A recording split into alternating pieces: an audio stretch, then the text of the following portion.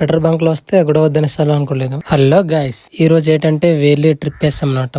మా బావ అయితే చాలా ఎర్లీగా తీసుకెళ్లిపోతున్నాడు, ఫుల్ లేట్ అయిపోద్ది అనేసి.